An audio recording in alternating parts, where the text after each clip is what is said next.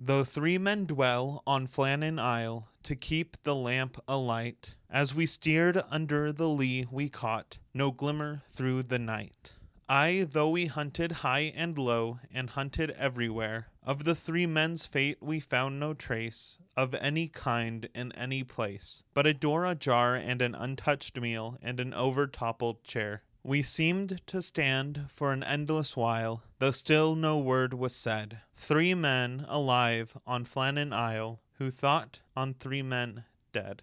These lines, taken from the poem Flannan Isle by Wilfred Wilson Gibson, were inspired by a real-life tragedy that took place in December of 1900. It's the story of 3 men who mysteriously disappeared. A lighthouse surrounded by a stormy sea, and an island steeped in superstition. Hi, I'm Kit, and today we'll be taking a look at an unsolved mystery that has had people theorizing for over a century. In this video, we will discuss the history of the island where this mystery occurred, the strange circumstances surrounding the disappearance of 3 Lightkeepers, and the many theories that have been developed over the years. This is the story of the disappearance of the Flannan Isles Lighthouse Keepers.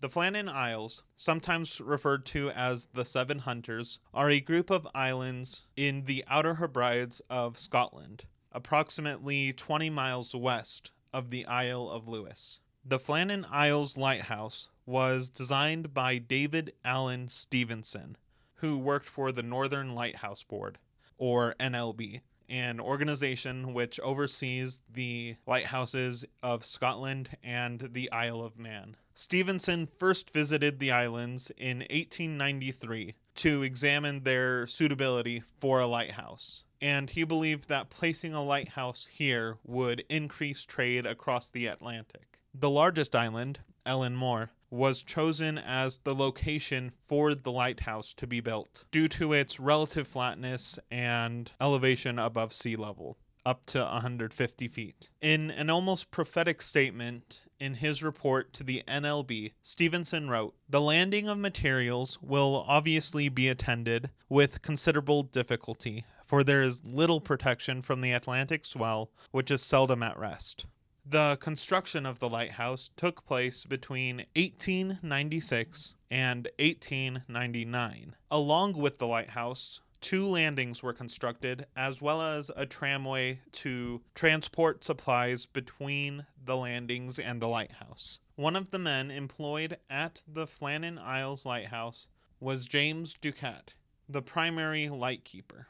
Ducat, born on a farm on the 11th of August, 1856, was the son of a plowman. He entered the service of the NLB on the 21st of November, 1878, at the age of 22. He was promoted to primary lightkeeper on the 2nd of May, 1896. When he began work at Eilean Mor in August of 1899, he had 22 years of experience as lightkeeper. The second assistant lightkeeper at Eilean Mor was Thomas Marshall. Marshall was born the 11th of April, 1871. He entered the service of the NLB on the 27th of April, 1896, at 25 years old, and had just over 3 years of experience when beginning work at Eilean Mor. The first assistant lightkeeper, William Ross, had taken ill and was on sick leave during the following events. He was replaced by occasional lightkeeper Donald MacArthur, who had been in the service of the NLB for less than a year. MacArthur, who had served in the Royal Engineers, the engineering branch of the British Army, was a tailor by trade. The third assistant lightkeeper was Joseph Moore, who was on shore leave during the following events.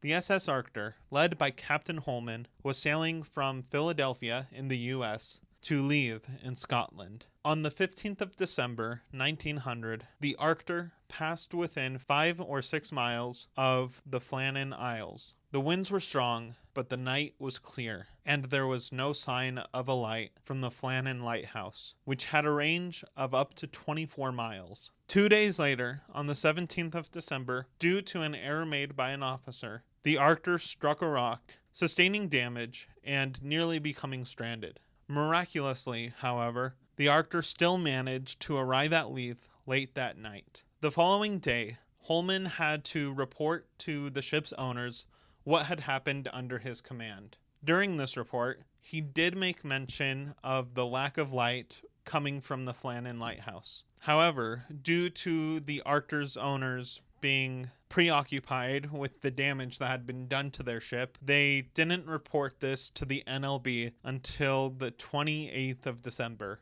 almost 2 weeks later. At the same time that Holman had noticed the absence of light, a gamekeeper called Roderick Mackenzie, who lived near Gallon Head on Lewis, was also observing the lack of light. Mackenzie, who lived at the nearest point to the Flannan Isles, about 20 miles southeast of the Lighthouse, had been hired by the NLB to watch for signals coming from Eilean Mor, as well as take note of which nights the lighthouse and or its light could be seen. He hadn't seen the light since the 7th of December, but noted that until the 15th, it was due to bad weather. However, as Christmas time approached, Mackenzie began to grow worried. On the 26th of December, 1900, the Hesperus, a vessel captained by James Harvey, which provided relief to many lighthouses, arrived at Eilean Mor after a slight delay due to bad weather. The ship carried supplies, as well as Joseph Moore, who was returning from shore leave to replace one of his fellow lightkeepers. The first sign that something wasn't right was the lack of a lighthouse flag, which signaled that relief was expected. The crew, assuming the lightkeepers hadn't seen them approaching, sounded the steamer's horn,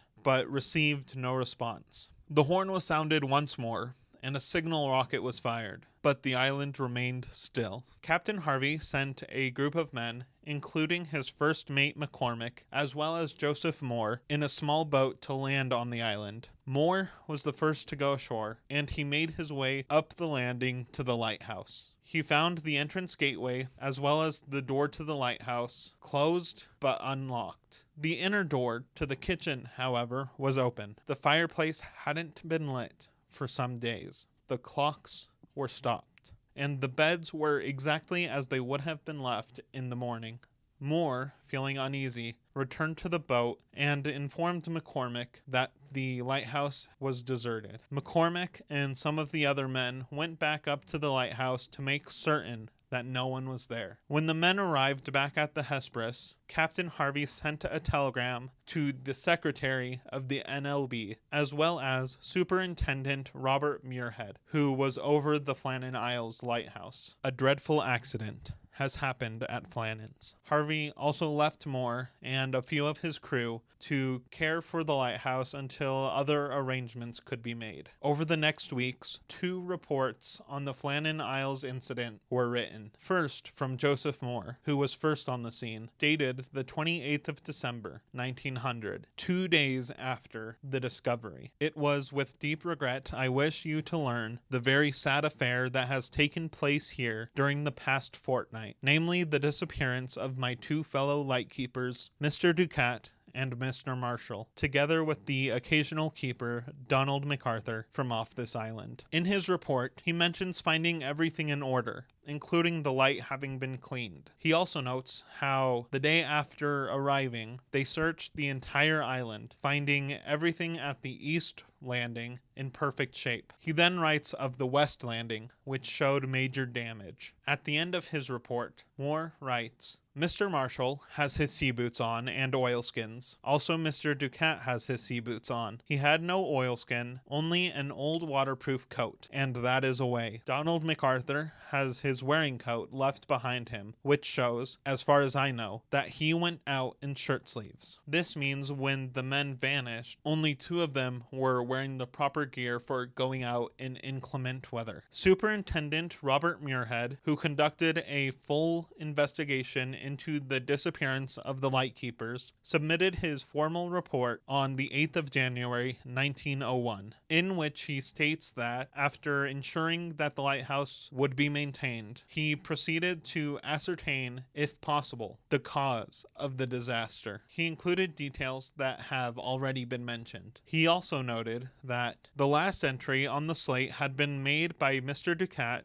the principal keeper, on the morning of Saturday, the 15th December. The lamp was crimmed, the oil fountains and canteens were filled up, and the lens and machinery cleaned, which proved that the work of the 15th had been completed. The pots and pans had been cleaned, and the kitchen tidied up, which showed that the man who had been acting as cook had completed his work, which goes to prove that the men disappeared on the afternoon. The slate which Muirhead refers to is a slate that was used to write down notes that would later be transferred into the official logbook. His report continues with him stating that the east landing was untouched, but the west landing was a different story. The mooring ropes, landing ropes, derrick landing ropes, and crane handles, and also a wooden box in which they were kept, and which was secured in a crevice in the rocks 110 feet in all above the sea level, had been washed away. The iron railings round the crane platform, and from the terminus of the tramway to the concrete steps up from the west landing, were displaced and twisted. A large block of stone, weighing upwards of 2,000 pounds, had been dislodged from its position higher up and carried down to and left on the concrete path leading from the terminus of the tramway to the top of the steps. He also made reference to a life buoy, which had been attached to a railing along the path, had seemingly been ripped away by the force of the waves, even though it was also 110 feet above sea level. As for Muirhead's conclusion, we'll talk about that later, as it goes hand in hand with the most widely accepted theory of what happened to the Lightkeepers.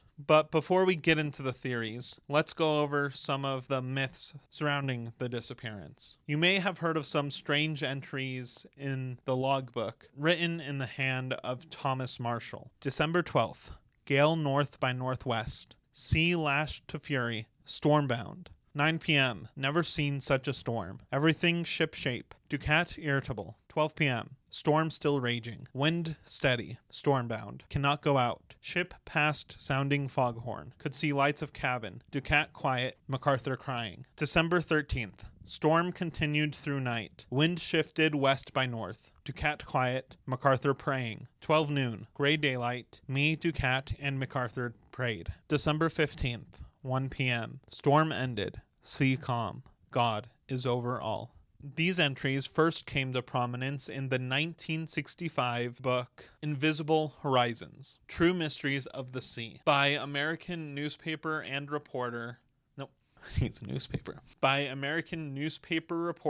and writer Vincent Hayes Gaddis, who is best known for coining the term Bermuda Triangle. Hayes credits an article in an August 1929 pulp magazine, Strange True Stories, written by pulp fiction writer Ernest Flannan. Flannan cites his sources as English sources, with first-hand reports never mentioning these entries. The lack of clear sources from the author, as well as the more poetic writing, means these entries are almost definitely fictional. Besides, a subordinate wouldn't write such things about his superior, especially in the official logbook.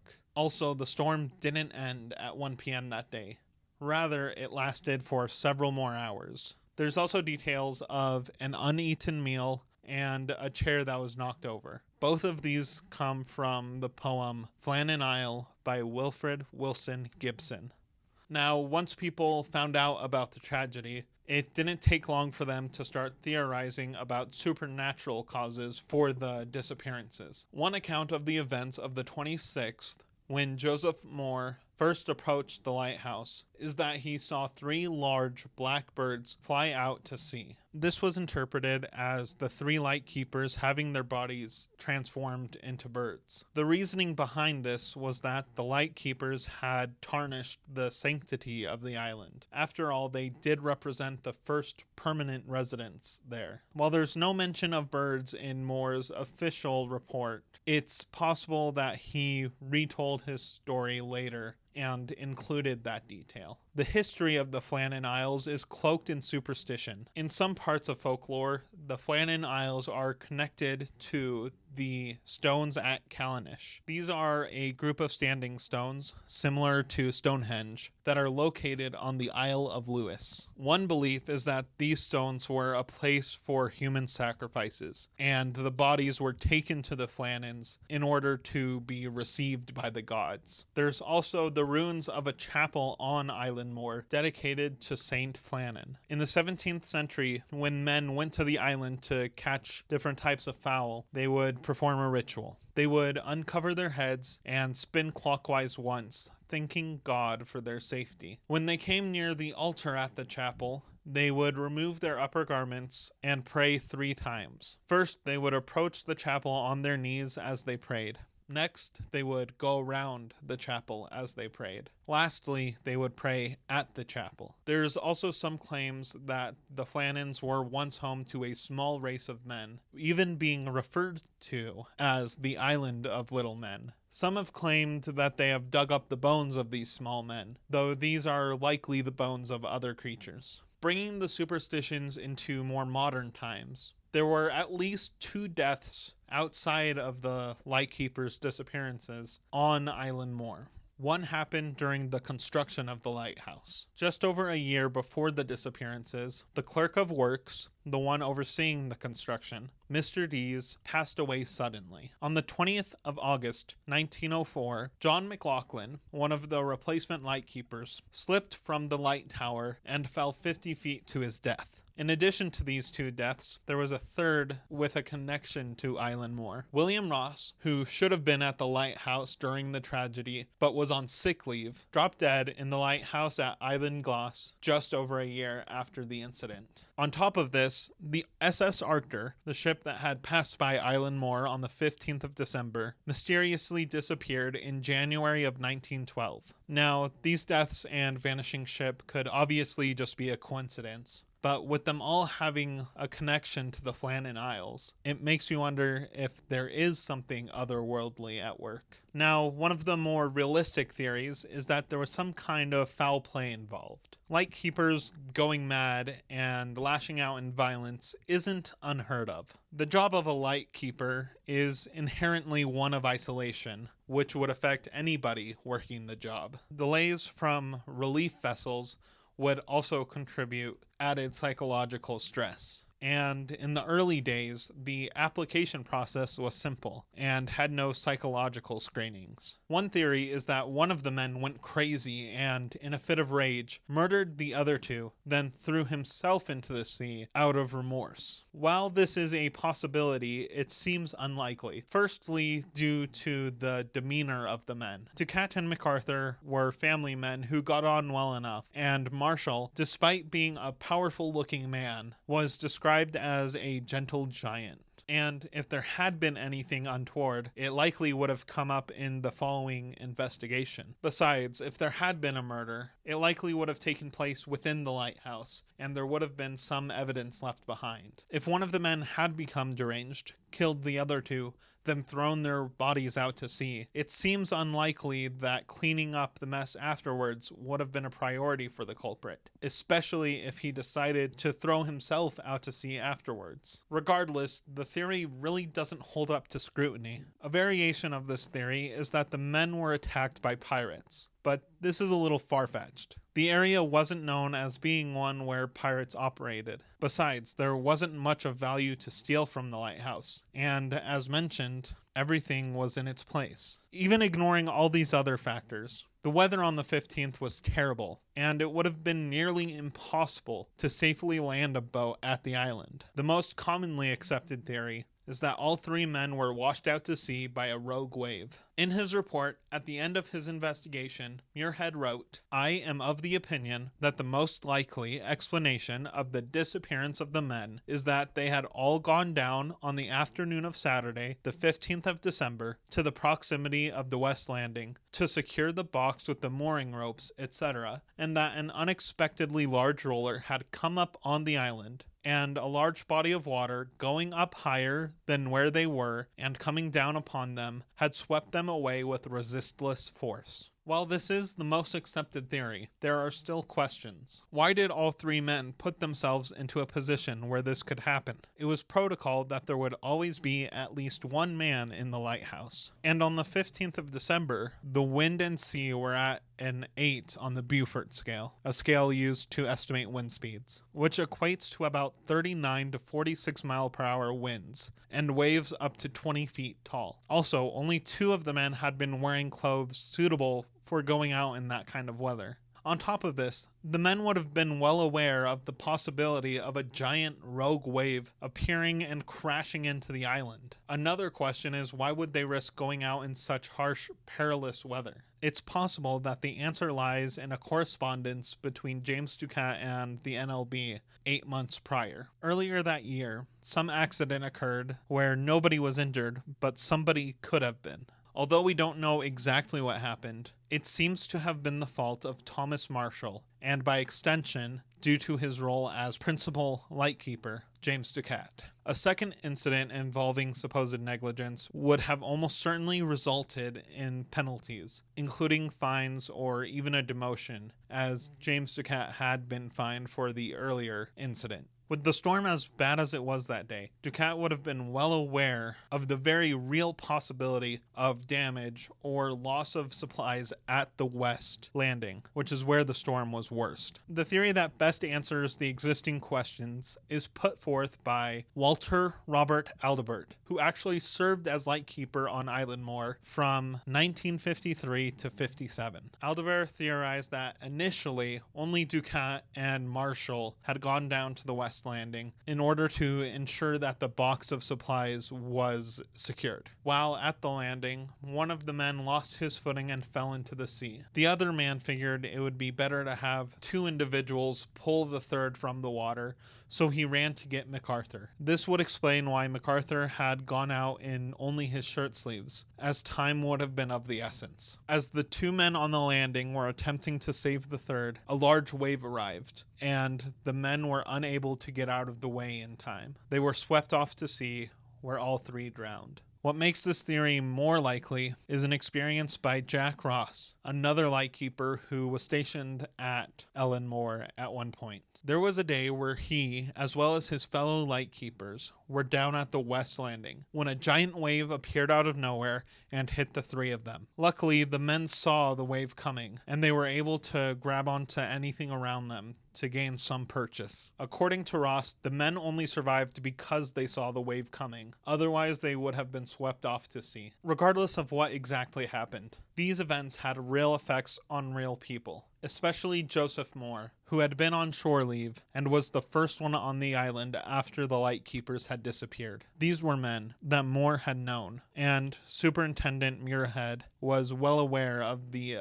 effects that these events had had on Moore. In his January 8th report, he had noted, "I may state that Moore was naturally very much upset by the unfortunate occurrence and appeared very nervous. If this nervousness does not leave Moore, he will require to be transferred." Moore eventually would be transferred to a new lighthouse, but only after it was assured that the new lightkeepers would be able to maintain things without him. The 3 men also left behind families. Ducat had a wife and 4 children. MacArthur had a wife and 2 young children. Marshall had no wife or children, but his death did affect his widower father as well as his siblings. Anna Ducat, daughter of James Ducat, was 8 years old at the time of her father's disappearance. During an interview with The Times in 1990, at the age of 98, she spoke of how her father was reluctant to take the position at Eilean Mor. He said it was too dangerous, that he had a wife and 4 children depending on him, but Mr. Muirhead persuaded him because he had such faith in him as a good and reliable keeper. Anna also spoke of the last time she saw her father. "My father came out of the house and picked each of us in his arms and gave us a kiss. Then he walked very quickly away. We ran after him shouting, 'Daddy, Daddy,' and he stopped at the road end and waited for us, picked each of us up again and gave us another kiss. I have always wondered if he had some kind of premonition that he would never see us again." At the end of the day, we'll never know exactly what happened to James Ducat, Thomas Marshall, and Donald MacArthur, real men who lost their lives in the course of their work. There's one more quote from Robert Muirhead's report that I think really helps put this into perspective. In conclusion, I would desire to record my deep regret at such a disaster occurring to keepers in this service. I knew Ducat and Marshall intimately, and MacArthur the Occasional well. They were selected, on my recommendation, for the lighting of such an important station as Flannan Isles. I was with the keepers for more than a month during the summer of 1899, when everyone worked hard to secure the early lighting of the station before winter, and, working along with them, I appreciated the manner in which they performed their work. I visited Flannan Isles when the relief was made so lately as 7th December, and have the melancholy recollection that I was the last person to shake hands with them and bid them adieu. Well, that'll do it for this video. Thank you guys so much for watching and being patient with me as I try to figure out this new schedule for releasing videos. It really means a lot to me. I really do appreciate you taking the time to watch it. If you enjoyed this video, please leave a like and subscribe. It really means a lot to me and helps with growth in the channel. Remember to be kind and be respectful, and I'll see you next time.